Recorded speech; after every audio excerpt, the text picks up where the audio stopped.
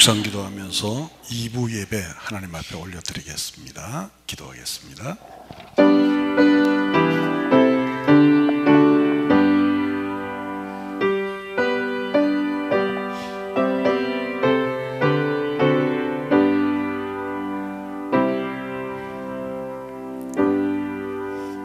장로님 기도하십니다. 사랑의 하나님, 코로나로 인하여 세상 모든 질서는 무너지고 국민 모두가 건강 위협을 받고 생활성의 어려움은 대가지만 주님은 저희를 외면치 아니하시고 저희와 동행하시며 사랑하시고 위로하시어 거룩한 날 성령님의 인도로 주님의 보좌 앞에 나와 예배하시게 하심을 감사드립니다. 이 광야를 통하여 인간이 얼마나 연약하고 무지한가를 일깨워 주시고 지난날의 잘못된 우리의 믿음을 회개하게 하시며 오늘 또 주신 말씀에 의지하여 우리에게 깨달음을 주시고 하나님을 더욱더 깊이 알아가는 은혜 속에 오직 복음 안에서 온전한 자로 거듭날 수 있도록 은혜를 내려 주시옵소서. 함께 하시는 주님, 이 환난이 더욱 주님의 사랑을 깨닫는 계기가 되어 주님만을 의지하는 가운데 믿음의 변화를 갖게 하심으로 나의 뜻을 내려놓고 하나님의 뜻을 쫓아 매일의 삶 속에서 성결과 거룩함으로 거듭난 자들이 되어 더욱 하나님께 복종하고 순종함으로 하나님과의 관계가 회복되어 주님만이 나의 도움이 되시고 나의 빛이 되시며 나의 피난처가 되심을 고백하며 주님과의 동행하는 삶 속에서 생활하게 하시고 주님을 떠나서는 단 하루도 살 수 없음을 고백하는 우리의 믿음이 되게 하여 주시옵소서. 세상의 나라들을 다스리시는 전능하신 하나님, 환난과 혼동으로 인하여 시련은 계속되고 사회 전반에 걸쳐 무너진 질서는 회복될 기미조차 보이지 않고 점점 깊은 응등에 빠져가는 이 나라 이 백성을 불쌍히 여겨 주옵소서. 생사화복을 주관하시는 하나님의 권능만이 이 모든 것을 회복시켜 주실 줄 믿사오니 속히 임재하시어 이 나라 위에 회복의 은혜를 내려 주시옵소서. 질병 가운데 있는 자들에게도 속히 회복될 수 있도록 치료의 은혜를 주옵소서. 이 땅에 세워주신 교회들에게도 교회로서 교회의 역할을 감당할 수 있게 하시고 하나님이 원하시는 예배 속에 속히 회복되어 하나님의 자녀된 자들로서 이전보다 더 깨어 기도하게 하시고 말씀을 더 가까이 함으로 하나님의 뜻을 이루어가는 믿음과 교회들의 모습을 되찾는 광야가 되게 하옵소서. 축복하시는 하나님, 이 어려운 가운데서도 우리 교회가 희망을 잃지 않고 자라나는 신앙과 부흥하는 교회로서 예배를 생명처럼 여기며 복음 증거로 세상을 치유하며 말씀으로 다음 세대를 세워가는 교회로 거듭날 수 있도록 은혜 내려 주시옵소서. 주님께서 축복하시고 사랑하시는 우리 목사님께 성령의 두루마리로 덧입혀 주셔서 성령 충만한 가운데 능력의 말씀을 태어나게 하시고 주님의 귀한 사역 감당하실 때 성령 충만하게 하시고 건강 또한 지켜주시며 가시는 곳마다 여호와 하나님께서 함께 하시는 은혜로 하나님의 능력과 권세가 있게 하옵소서. 이 시간도 주님의 말씀을 듣는 모든 성도들에게 은혜가 넘치는 시간 되게 축복하여 주시옵소서. 이 시간 영상으로 예배하는 성도들에게도 동일한 은혜를 내려 주시옵소서. 올 한 해도 목사님을 보필하며 교회의 성장을 위해 수고하시는 부목사님들에게도 주어진 사명 잘 감당할 수 있도록 성령 충만하게 하시고 건강 또한 지켜 주시옵소서. 예배의 시종을 주님께 의탁하고 이 거센 풍랑 속에서도 신앙을 잃지 않도록 우리를 지켜줄 줄 믿사오며 사랑이 많으신 예수 그리스도의 이름으로 감사기도 드립니다. 아멘.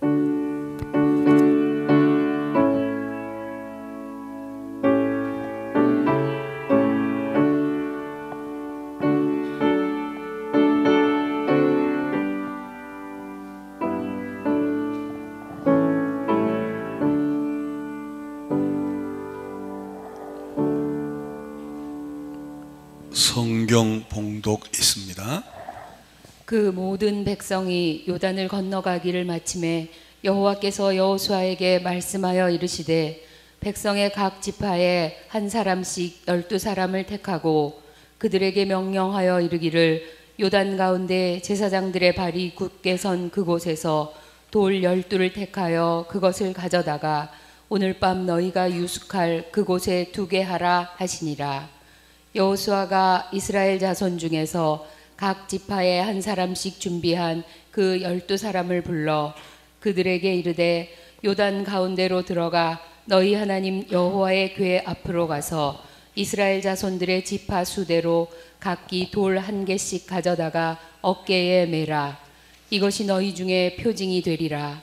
후일에 너희의 자손들이 물어 이르되 이 돌들은 무슨 뜻이냐 하거든 그들에게 이르기를 요단물이 여호와의 언약궤 앞에서 끊어졌나니 곧 언약궤가 요단을 건널 때에 요단물이 끊어졌으므로 이 돌들이 이스라엘 자손에게 영원히 기념이 되리라 하라 하니라. 이스라엘 자손들이 여호수아가 명령한 대로 행하되 여호와께서 여호수아에게 이르신 대로 이스라엘 자손들의 지파의 수를 따라 요단 가운데에서 돌 12를 택하여 자기들이 유숙할 곳으로 가져다가 거기에 두었더라. 아멘. 5월은 가정의 달입니다. 오늘 본문에 맞추어서 본문을 그 가정의 달에 우리 가정이 어떤 가정이 되어야 하는가 쪽으로 말씀을 나누어 보도록 하겠습니다. 여러분, 그 찬송 중에 참 은혜로운 찬송들이 많은데 그 중에 예수 나를 위하여 우리가 성례식 할 때 늘 듣는 곡이죠. 그리고 너희 이제 흉악하나 흰눈같이 되겠네. 그리고 예수께로 가면, 우리가 주일학교 때 예수께로 가면 나는 기뻐요, 이 찬송을 우리 주일학교 출신들은 많이 불렀을 것입니다. 그리고 우리가 부흥회 때 많이 부르는 인애하신 구세주여 내 말 들으사 죄인오라 하실 때에 날 부르소서, 이 곡도 참 우리가 은혜를 많이 받은 곡 중에 하나입니다. 우리 어르신들이 많이 부르는 나의 갈 길 다가도록 예수 인도하시네. 우리 어머니가 참 좋아하던 곡인데요. 우리 어르신들이 많이 부르던 곡입니다. 그리고 우리 교회 등록하면 부르는 찬양, 나의 영원하신 기업 생명보다 귀하다. 이 곡을 쓴 분이 바로 환희 글로스비란 여인입니다. 이 환희 글로스비는 1873년도생인데 태어나서 몇 개월 되지 않아서 의사의 실수로 실명을 했습니다. 95세 동안 살 동안에 환희 글로스비는 그가 한때는 목숨을 끊을 생각도 했고 또 많이 방황을 하면서 그의 인생을 살아오다가 33세 때에 어느 목사님에 의해서 전도를 받고 그의 인생이 완전히 탈바꿈하게 됩니다. 약 60년 동안 이 땅에 살면서 찬송시를 10,000곡을 썼습니다. 그 중에서 우리 지금 현재 개신교에서 부르는 통합찬송가가 많은 부분이 환희 글로스비의 곡으로 불려지고 있습니다. 그 중에서 찬송가 208장, 지난주에 잠깐 언급을 했는데 예수로 나의 구주 삼고 피와 성신으로 거듭나니 세상과 나는 간 곳 없고 하늘의 영광을 보리로다. 그리고 이것이 나의 간증이요 이것이 나의 찬송일세, 나 사는 동안 주님을 찬양하겠다는 곡이 여러분이 잘 아는 곡입니다. 그 중에서 오늘 제가 특별히 말씀드리고 싶은 것은 이것은 나의 간증이라는 거예요. 우리가 간증은 우리가 잘 알다시피 간증자들이 교회를 다니면서 또 개인의 간증도 있는데, 여기서 말하는 간증은 영어에 보면 스토리라고 되어 있어요.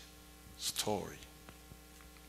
스토리라고 하는 것은 내가 예수를 믿으면서 하나님과의 관계에서 형성된 어떤 이야기예요. 하나님과의 관계에서 형성된 어떤 이야기입니다. 오늘 요단강을 마른 땅처럼 건너고 나서 영원한 기념비를 세우라고 하나님께서는 이스라엘 백성들에게 명령하셨습니다. 왜 그랬을까요?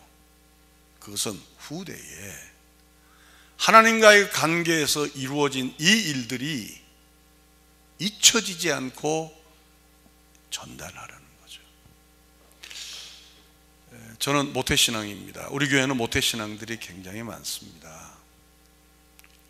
어머니의 기도로 신앙생활을 이어온 자는 물론 그 어머니의 개인적인 신앙생활을 통하여 상처도 있고, 또 옛날 우리 어머니들은 신앙생활을 그냥 하지는 않았어요. 우리가 기억하는 기도하는 어머니들은 거의 지금으로 말하면 광신자입니다.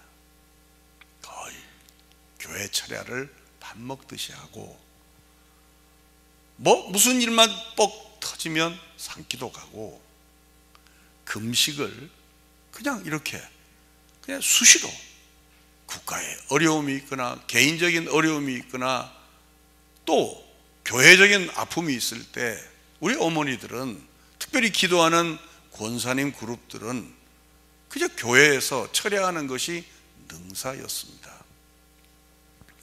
그런 부모님을 두고 자란 자녀들은 많은 기억을 가지고 있을 거예요. 그것이 내 신앙과 지금 기준에서 맞는 신앙이든 내 신앙과 지금 기준에서 맞지 않는 신앙이든 간에 우리는 다 그 추억을 가지고 있습니다. 나는 모태신앙이 아닌데 그러면 어떡하지? 여러분들이 모태신앙으로 그 다음 후손의 자녀들에게 기념비를 세우면 되지 않습니까? 우리 아이들의 신앙이 여기서 단절되는 것이 아니고 바로 여러분들이 스토리, 하나님과의 나와의 특별한 관계에서 형성된 This is my story, 이것을 가지시면 되잖아요. 생각할 부분은 오늘날 이러한 마음을 갖는 분들이 그렇게 많지 않다는데 우리의 아픔이 있습니다. 보통 사람들은 누구나 이런 스토리를 가지고 있습니다. 사람과 사람 사이에 생긴 많은 스토리, 부부간에 생긴, 또 직장에서, 그리고 너와 나에 생긴 많은 얘기들을 가지고 있습니다. 그게 좋은 얘기든 나쁜 얘기든 한 개인이 성장함에 있어서 누구나 다 이 스토리를 가지고 있습니다. 특별히 성도는 불신자와 달리 하나님과의 관계에서 생긴 이 스토리가 많아야 됩니다. 우리가 일생을 살면서 신앙생활이 여일하면 상관없어요. 그러나 우리는 인간이기 때문에 누구나 다 신앙생활에 굴곡이 있습니다. 제가 짧은 한 40여 년의 목회생활을 하면서 경험한 것인데, 신앙이 특별한 분일수록 신앙의 굴곡이 많이 있습니다. 그죠? 어떤 미지근한 분은 특별히 그렇게 특별한 그 차이가 없지만, 정말 신앙에 열심히 특심한 분들은 이 업다운이 굉장히 심합니다. 예를 들어 엘리야 같은 경우는 갈멜산을 향하여 막 열정을 다하여 달려가다가도 로뎀나무 밑에서 나 죽여달라 그러죠. 그게 인간이에요. 그게 신앙이에요. 그래서 그때를 이겨나가기 위해서 우리는 세상 사람과 달리 하나님과 나와의 관계에서 형성된 특별한 스토리가 많아야 됩니다.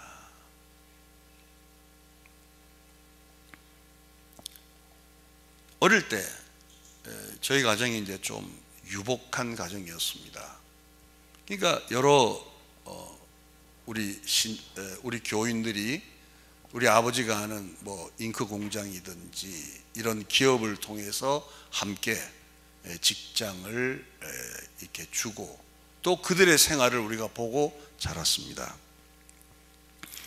그 중에는 매우 신실한 기독교인도 있었고, 어떤 사람은 집사임에도 불구하고 글쎄 아버지 공장에서 잉크 재료를 훔쳐가지고 다른 곳으로 또 파는 분도 무림한 기독교인도 있었습니다. 그분들 중에 신실한 기독교인으로 보이는 사람들의 그 대화는 거의 다 하나님의 은혜가 중심이 되고 하나님의 은혜가 바탕인 자들이에요. 그들과 제가 지금 이렇게 뒤돌아보면 우리나라에서 처음으로 전기장판을 만든 도모 장로님이 계세요. 그 형제분 두 분이 저희 교회를 이제 우리 같이 신앙생활을 했는데, 그 둘째 분이 아버님 회사에서 전체적으로 관리를 했어요. 삼진사라고 대한민국에서 전기장판을 처음 만들어서 큰 형님은 그 도장로님은 큰 돈을 벌었어요. 큰 돈을. 근데 어쩐 일인지 그 동생분은 저희 그 아버지가 하는 회사에서 총괄을 했습니다. 일본도 갔다 오면서 잉크 원료도 사오고 이런 아주 포괄적인 일을 하셨습니다.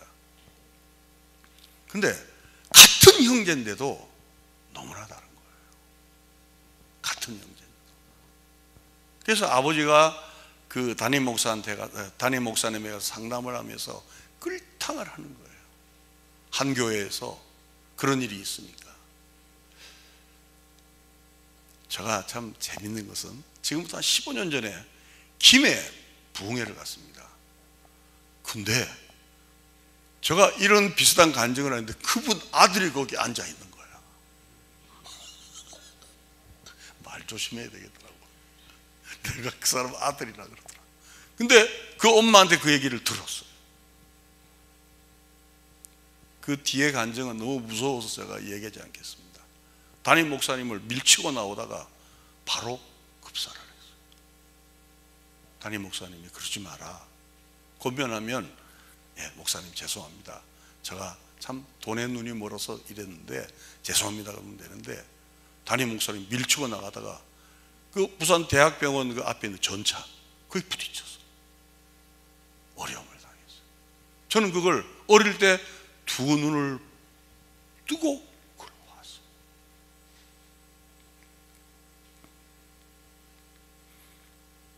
근데 큰형님은, 도장로님은 모든 생활이 하나님 중심이에요. 여러분, 대한민국에 그 전기장판 처음 만들 때 히트를 쳤습니다. 삼진사. 그걸 가지고 교회를 짓고, 그걸 가지고 선교를 하고, 그때 아버님이 우리 동생 장로님도 뒤에 있지만 정신병원을 아버님이 운영하셨어요. 근데 6.25 직후라 그때 정신병 미친 사람들이 그렇게 많았어요. 그 신망의 정신병원이라고 아버님이 이제 그 도네이션 형식으로 하셨는데, 거기도 많은 재물을 그 장로님이 도네이션을 하셨어요. 그 장로님을 지금 생각하면 그렇게 겸손할 수가 없어요. 그리고 주일학교 우리 부장님이셨는데 모든 일에 하나님 우선이에요. 지금도 그 장로님이 기억이 나요. 금태를 꼈는데 아주 얼굴은 날카로운 분이에요.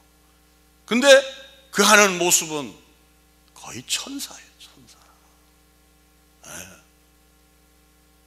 저는 기억나는 분이 그분하고 또 한 분은 윤태엽 집사님이라고 계셨어요. 그분이 나중에 LA에서 이제 목사님이 되셨는데 LA 가셔서 저는 주일학교 때 그 두 어른이 기억이 나요.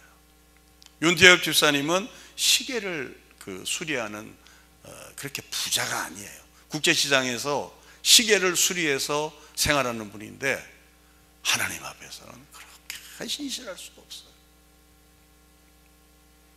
어릴 때부터 신앙생활을 하면서는 정말 무늬만 기독교인인 자도 봤고 하나님 중심으로 철저하게 신앙생활하는 사람도 보았습니다. 사랑하는 성현교회 성도 여러분, 우리는 어떤 기념비를 세울 것인가를, 지금 우리 가정에 어떤 기념비를 세우고 있는가를 한번 점검해보는 5월이 되었으면 좋겠습니다. 제가 기념비라 그러니까 대부분 자신들이 얼마나 어려운 역경을 견뎌냈는가, 내가 무일푼으로 우리 가정을 이렇게까지 하기까지는 내가 얼마나 수고를 했는가, 그리고 내가 정말 농촌에서 살아서 얼마나 영특한 자인가를 자식들한테 간증하는 것도 소중하지만 성경이 말하는 기념비는 그런 기념비가 아니에요. 오늘 우리 여호수아를 통해서 우리 가정의 기념비가 잘 세워진 자는 앞으로도 더 잘 세워 나갔으면 좋겠습니다. 근데 혹시 우리 가정의 기념비가 이끼가 끼고 자식이 볼 때 그 기념비에서 나타날 만한 아무것도 없다면, 저는 저도 이제 나이를 먹어가면서 제일 두려운 게 뭐냐면 나이들은 나의 모습에서 무엇을 보고 있는가가 제일 두려워요. 여러분, 남은 속일 수가 있는데 자식들은 속일 수가 없어요. 전 그 부분이 아주 뼈를 때리듯이 두려워요. 그래서 오늘 이 말씀을 통해서 우리 성현교회 모든 가정들은 좋은 기념비를 세워 후대에 어머니, 아버지, 그러면 바로 흐트러진 신앙의 게이지가 바로 세워지는 은혜의 기념비가 이 아침에 세워지기를 주님의 이름으로 축원합니다. 첫째, 기념비를 세우라는 거죠. 여호수아서 4장 7절을 봅니다. 그들에게 이르기를 요단물이 여호와의 언약궤 앞에서 끊어졌나니 곧 언약궤가 요단을 건널 때에 요단물이 끊어졌으므로 이 돌들이 이스라엘 자손에게 영원히 기념이 되리라 하라 하니라. 여호수아는 놀라운 역사가 일어난 요단강에서 특별히 제사장 발이 서 있던 곳에서 각 지파대로 돌을 취하여 길갈에 기념비를 세우라는 계획을 세웠습니다. 그리고 동시에 길갈뿐만 아니고 제사장이 서 있던 그 지점에 기념비를 세울 것을 명령했어요. 4장 8절입니다. 이스라엘 자손들이 여호수아가 명령한 대로 행하되 여호와께서 여호수아에게 이르신 대로 이스라엘 자손들의 지파의 수를 따라 요단 가운데에서 돌 12를 택하여 자기들이 유숙할 곳으로 가져다가 거기에 두었더라. 이런 일을 왜 시켰을까 하는 거예요. 지금 전쟁 중이잖아요. 그죠? 전쟁이라는 것은 조금만 빈틈이 있으면 공격에 들어와서 몰살을 당하죠. 여러분, 요단강 앞에서는 전쟁 중인데도 하나님께서는 이스라엘 백성들에게 너희는 성결하라는 거예요. 근데 또 지금 요단강에서 빨리 지나가서 진격과 진격을 해도 이스라엘 백성들은 견딜 수가 없는 그 환경 속에서 하나님께서는 명령하는 거예요. 길갈에도 기념비를 세우고 특별히 요단강 안에 있는 제사장이 선 그 위치에서 돌을 취하여 세워라는 거예요. 기념이라는 말은 다른 말로 말하면 잊지 말라는 거예요. 잊지 말라. 후대의 이스라엘 백성들이 그들의 선배들, 그들의 선조들이 한 일에 대해서 하나님께서 그들에게 이루시고 베푸신 일에 대해서 잊지 말라는 거예요. 저는 한 교회에서 신앙생활하면서도 여러분들이 개개인을 볼 것입니다. 아, 저 사람은 무늬만 기독교인이구나. 저 사람은 진실한 사람이구나. 근데 담임 목사는 더 잘 봅니다. 담임 목사는 여러분의 일거수일투족을 다 알지 못해도 이 강남의회가 어떤 위치인지 몰라도 여러분의 내면을 너무나 잘 알고 있습니다. 근데 우리의 자식들은 우리를 얼마나 잘 알겠습니까?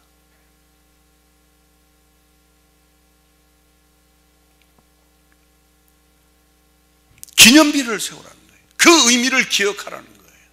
잊지 않게 하라는 거예요. 근데 만약에 그 내용이 없다면 어떻게 되는 거예요?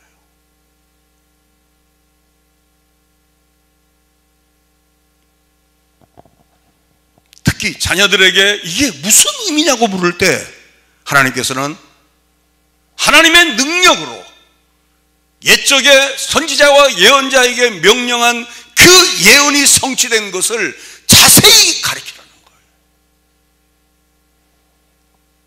여호수아 4장 6절을 읽습니다. 이것이 너희 중에 표징이 되리라.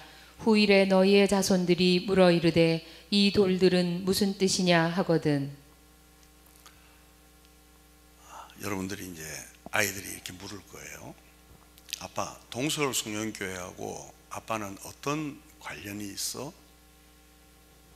그 물을 때 교회 출석을 물은 게 아니에요.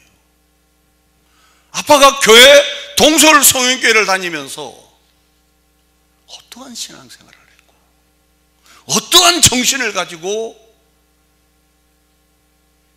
이 길을 걸어왔느냐는 거예요. 역사는 숨길 수가 없잖아요. 역사는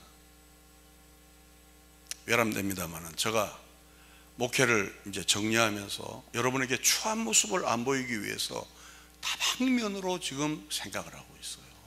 왜? 역사니까. 역사니까. 저는 이 교회를 개척했습니다. 저희 사제를 털어 개척했습니다. 그러나 제가 이 교회를 손을 놓으면서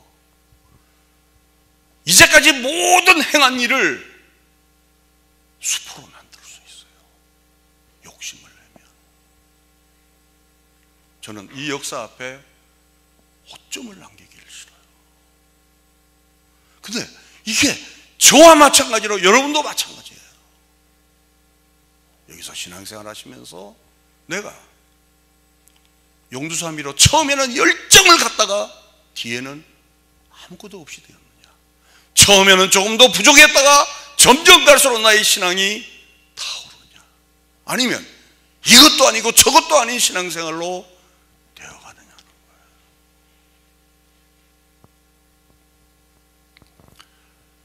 거예요. 요단강은 물이 차면 기념비가 보이지 않습니다. 요단강은 맨발로 걸으면서 제사장이 서 있는 위치에서 12지파가 기념비를 세워도 물이 차버리며 보이지 않습니다. 그러나 그 정신은 남아있습니다. 그래서 그 정신이 남아있기 위해서 길가를 세우라는 거예요. 왜? 물이 차더라도 그 길가를 볼 때 그 물속에 있는 기념비를 기억하게 말이에요. 그래서 제가 여러분에게 그런 말씀 드리잖아요. 신앙생활을 조심스럽게 해야 된다. 예, 우리가 행한 일, 우리가 행한 말, 우리가 행한 행동 모든 것들이 기억들을 하고 있다는 거예요. 특별히 우리의 자녀들이 우리를 바라볼 때 우리 아빠는 하나님을 두려워하는 사람이야. 우리 아빠는 하나님을 경외하는 사람이야. 우리 아빠는 하나님의 사람이야. 우리 아빠가 대단하고 돈을 얼마나 벌고 아파트가 몇 채고 자식한테 뭘 주고 이걸 기억하는 것이 아니고 우리에게 신앙에 이런 관점을 남겼어. 그걸 기억하게 해주라는 거죠.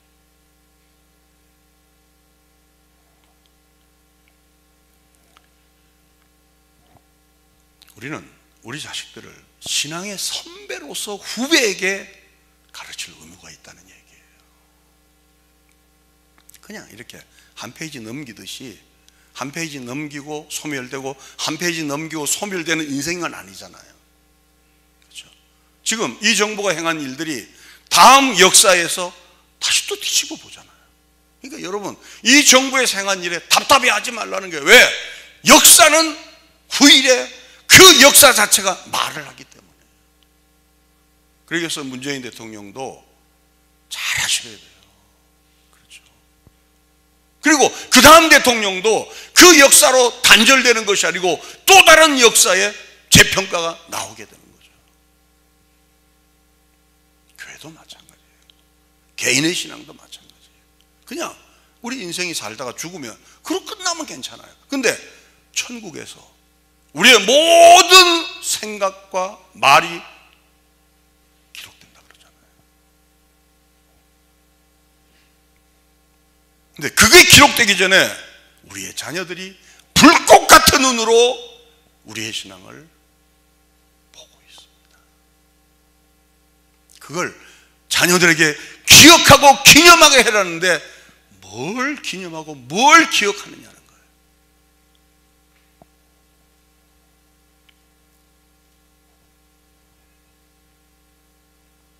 분명히 자녀들이 길가에 있는 돌들을 볼 때 누가 자연스럽게 이 돌들이 있는 것이 아니라 누가 의도적으로 12지파의 돌을 길가에 세운 걸 보고 어떤 스토리가 있는 것을 자녀들이 물을 거 아니에요. 그때에 너희가 행할 말을 기억하고 해주라는 거예요. 그렇잖아요. 길가에서 그 돌을 볼 때 궁금해할 거 아니에요. 예를 들어 여러분의 동서울 성역교를 다니든, 또 여러분의 성경을 보고 찬송을 보고, 그리고 뭐 사진이든 뭐든 여러분이 신앙생활하는 큰 흔적들이 나올 거 아니에요. 아이들이 엄마, 아빠, 이 길가에 있는 12지파의 돌이 무슨 의미야? 라고 물을 때 할 말이 있어야 된다는 거예요. This is my story. 이게 간증이라니까 이게 좀 어감이 이상한 거예요. 하나님과 나와 특별한 관계에서 형성된 나만에 갖는 얘기가 있어야 된다는 거예요.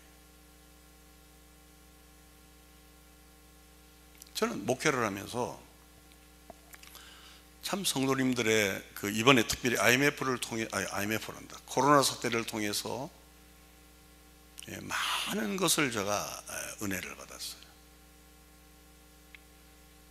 어떤 분은 이 앞에 있는 그 슬라이드가 희미하다고 이걸 좀 교체했으면 좋겠다는 작은 정성을 보이고, 또 어떤 분은 성교비에 이렇게 가정교회를 하지 않으니 이 성교비가 부족할까봐 잘 사는 여인도 아니에요.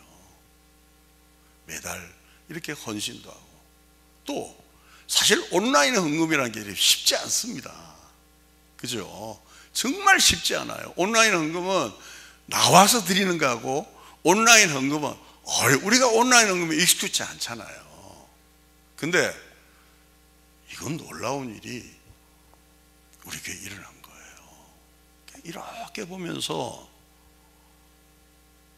누구는 몰라도, 저는 어떤 교회 일을 할 때 옳은 소리 하는 거 왼편이 몰라야 됩니다. 아멘. 그러나 본인은 기념비를 세우는 거예요.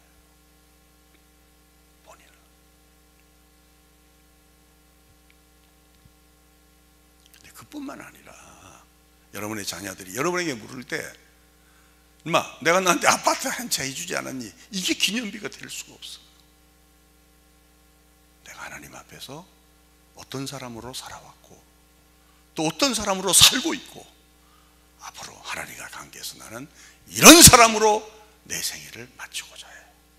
우리 장인 어른이 지금 아주 안 좋습니다. 건강이 이제 93살이니까. 아마 의사한테 이제 극단적인 말을 들으신 것 같아요. 그러니까 우리 장인어른이 우리 이제 후손들한테 뭐라고 얘기했냐면, 나를 위해 기도하라는 거예요. 그리고 하나님 나라 앞에 설 때까지 내 신앙이 흐려지지 않도록 기도해달라 하는 거예요.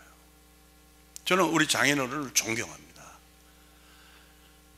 이제 가정의 달이니까 여러분 용서하고 들으십시오. 저는 뭐 가정 얘기를 잘 안 하는데, 우리 장인어른이 제가 이제 처음에 우리 처가에 이제 인사하러 가니까 골방 같은데 장인어른의 그 서재가 하나 있더라고요. 조그만 서재가. 그 보니까 신학을 하지 않는데도 신학 서적이 있어요. 근데 물었습니다. 장로님, 이게 뭐예요? 그러니까 매주일 설교를 한 편씩 기록한대요. 매주일. 설교할 때도 없는 설교를 한 편씩 기록하는 거예요. 그래가지고 수십 년 동안 그걸 장서로 해놓는 거예요. 깜짝 놀랐어요. 깜짝 놀랐어요. 저는 만약에 설교자가 아니면 절대 설교 준비 안 합니다. 가뜩이나 눈이 아파 죽겠는데. 근데 우리 장인어른은 지금 이제 마치 촛불이 꺼지듯이 가물가물한 우리 장인어른은 그걸 매주일 설교를 쓰는 거예요. 전파할 때도 없는 설교를. 우리 성원이 엄마나 우리 안 권사님은 그걸 보고 자랐잖아요. 그렇죠. 그걸 보고 자랐잖아요. 우리들도 마찬가지예요. 우리들도 지금이라도 듣지 않습니다. 지금이라도 듣지 않습니다. 우리의 신앙의 모습을, 우리 신앙 고백이 삶으로 연결된 모습이 아이들에게 기념, 기억, 잊지 않게 해주기를 주님의 이름으로 축원합니다. 저는 이번에 이 사태를 겪으면서 우리 교회가 굉장히 가능성이 있다고 생각합니다. 그렇죠. 그러나 이제라도 듣지 않습니다. 왜 하나님께서 여호수아를 통해서 우리에게 이 말씀을 주시는가? 필요하기 때문에요. 필요하기 때문에. 두 번째 생각할 것은, 내게는 하나님과의 스토리가 특별히 없다. 나는 그저 무덤덤하다. 특별한 하나님과의 관계가 형성된 적이 없다라는 분 중은 아마 이 둘 중에 하나일 거예요. 첫째 하나는 거듭나지 못하고 신앙생활을 하면 하나님과의 관계가 특별할 수가 없어요. 그렇죠. 왜냐하면 성령으로 아니하고서는 예수를 믿을 수가 없어요. 그러니까 교회는 그냥 다닐 수 있고 거듭나 다닐 수도 있어요. 제가 애타면서 설교하는 것 중에 하나가, 아무리 기도를 많이 하고 아무리 헌신을 많이 해도 하나님께서 은혜를 주셔야 돼요. 지금 우리 행해지는 이 전도, 이것이 굉장히 알레고리입니다. 굉장히 물론 전도하지 않을 수가 없어요. 그러나 내가 전도해서 된 것이 아니고 이 사람은 만세전에 택한 자를 하나님께서 나를 도구로 사용한 것뿐이에요. 아멘. 그렇죠. 이게 앞뒤가 바뀌어서는 안 돼요. 나는 하나님과의 스토리가 없다. 거듭나지 않아서 그럴 수도 있을 거예요. 두 번째로는 분명히 자기에게 스토리가 있는데 너무 평범하기 때문에, 이렇게 극적인 것이 아니기 때문에 자기는 스토리가 없다고 생각하는 사람이 많습니다. 아니에요. 여러분, 하나님께서는 때때로 태풍과 같은 드라마틱한 간증도 주시지만 때로는 일상에 우리 가족이 평범하게 아침에 출근하고 저녁에 퇴근하고 아침에 먹을 때 같이 있고 저녁에 잘 때 같이 있는 이런 속에서도 하나님의 간증은 있게 될 줄로 믿습니다. 옛날 여러분 하늘산 기도원을 아시죠? 이천석 목사님께서 그 6.25 상해 용사로서 다리를 빼죠. 한 두째 다리 빼갖고 나 같은 이제 그분 용어예요. 병신도 예수를 믿고 주의 종인데 여러분은 성애하고 뭐하냐 하면서 막 이렇게 막 위협을 놓고 막 그럴 적이 있었어요. 그럼 우리가 전부 다 다리가 다 잘려야 됩니까? 그렇지 않아요. 우리가 숨 쉬고 찬양하고 그저 평범히 모여서 예배드리고 가정교회하고 성도들과 주일날 한번 만나서 기쁨으로 애찬을 하고 이게 간증이에요. 아멘. 특별히 이번에 코로나 사태를 통해서 여러분 교회를 안 오니까 미쳐버릴 것 같지 않아요? 별로 감동이 없는 거예요. 진짜 갑갑하더라고. 진짜 이거 뭐 어떻게 할 줄을 모르겠어요.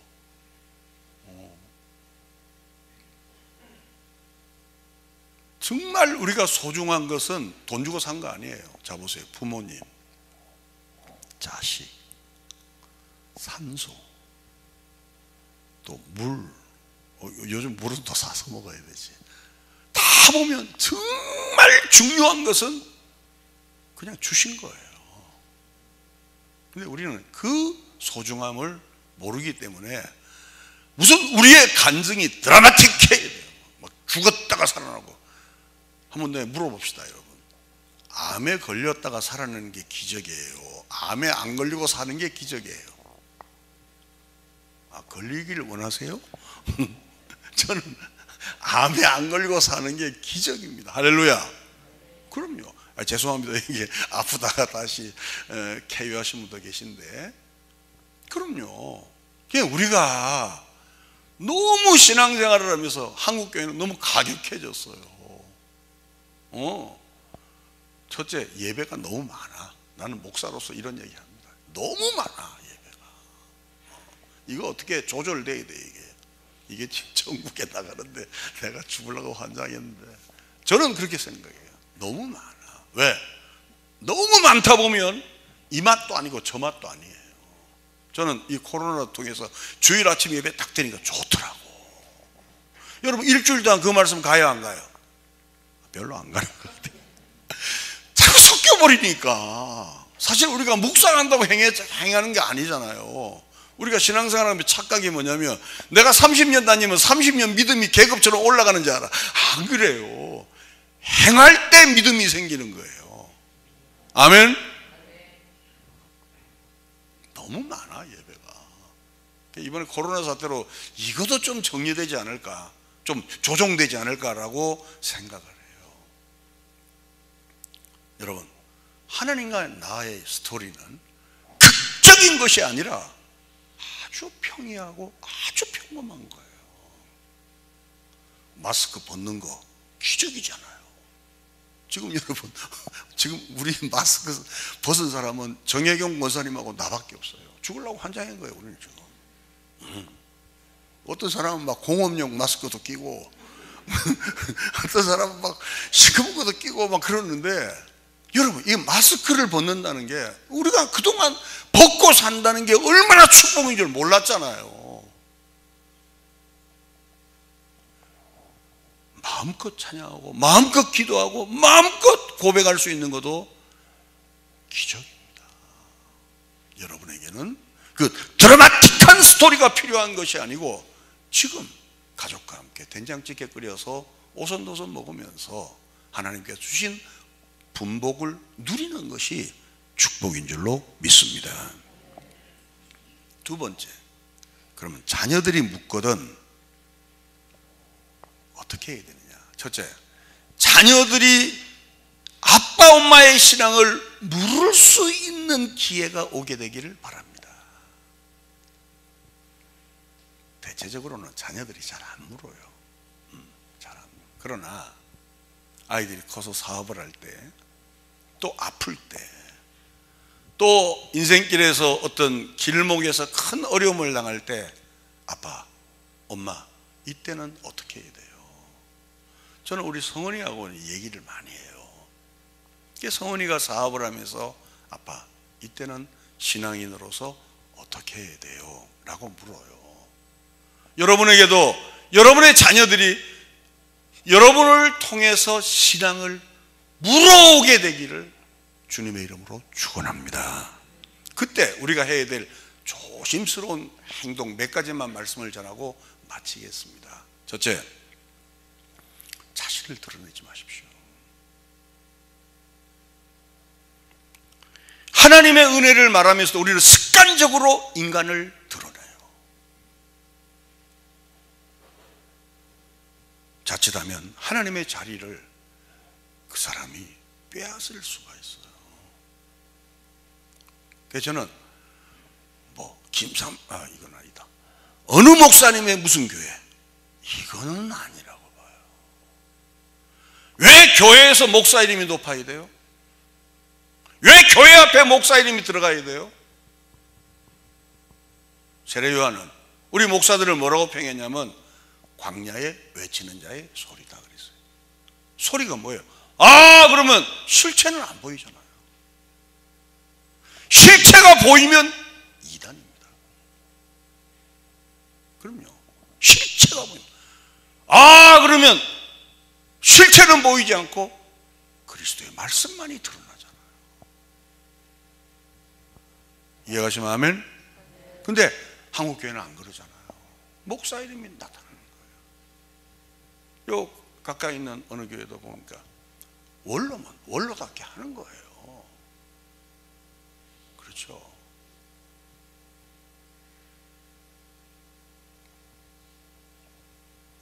여러 문제에 있어서 자신을 드러내지 말아야 돼요. 특별히 삼촌이 어떻고 이모부가 어떻고 고모 그러지 마세요. 그를 그렇게 만드신 하나님을 나타내기를 주님의 이름으로 축원합니다. 두 번째, 제발 거짓말하지 마십시오. 하나님의 은혜를 조작하거나 하나님의 은혜를 가대평가하지 마십시오. 그러면 결국은 자기만 드러나. 그래서 제가 간증할 때 조심스럽게. 저도 이제 간증을 초창기에 이제 집회를 다니며 좀 했어요. 하면 할수록 거짓말이 붙는 거야. 제가 그 상가성 특별기도원에서 제가 입신을 해가지고 저는 하늘을 봤어요. 천국과 지옥을 봤다고. 근데 이 간증을 하면 할수록 살이 자꾸 붙는 거야. 그래서 그 다음부터 내 입을 쳐서 내가 그 간증은 안 하기로 했어요. 근데 그 간증하니까 성도들은 너무 좋아하는 거야. 그래서 나온 성경이 내가복음이라고 그거 하나 있는데, 그 성도님들은 개인적인 간증에 굉장히 듣기를 원하고 아주 사모를 해요. 그러다 보니까 자연적으로 자꾸 조작을 하고 가대평가하고 거짓말을 하게 되죠. 마지막 세 번째는 말할 수 있는 기회를 놓치지 말라는 거예요. 아무 때나 자식들에게 신앙의 교훈을 할 수가 없죠. 어떤 기회가 될 때 그 기회를 통해서 예수 그리스도가 나의 구주이며 그분이 나의 생명 되심을 나타내는 은혜가 있게 되기를 바랍니다. 말씀을 정리하겠습니다. 여러분, 우리 가정의 기념비를 잘 세워 나가십시다. 그리고 혹시 내 기념비가 요단강에 잠겨 있고 길갈에 세우지 않아서 나도 모르고 아이들이 모르는 혹 그런 기념비가 있다면 얼른 길갈에 기념비를 세우고 내가 훗날 천국 가서도 우리 아이들이 그걸 볼 때 다시 우리 아이들의 신앙이 주의 길을 달려갈 수 있는 영원한 기념비가 여러분 앞에 세워지기를 주님의 이름으로 축원합니다. 잠깐 묵상으로 기도하겠습니다.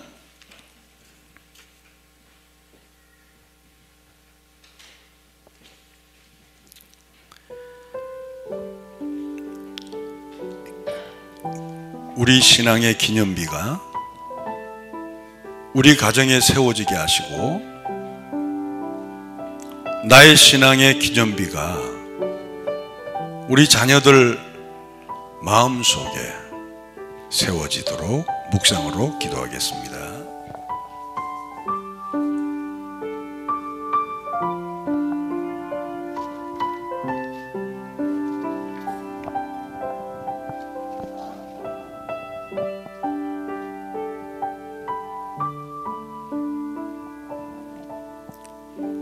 최연정 집사님 찬양하면서 예물을 올려드립니다.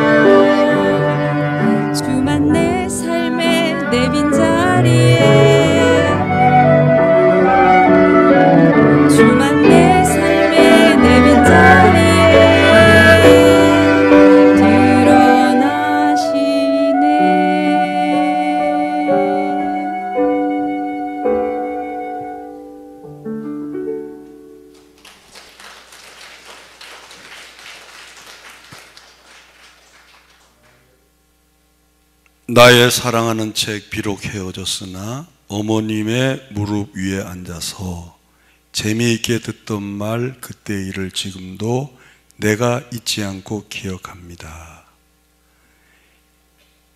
그때 일은 지나고 나의 눈에 하나오 어머니의 말씀 기억하면서 나도 시시때때로 성경 말씀 읽으며 주의 뜻을 따라 살려 합니다.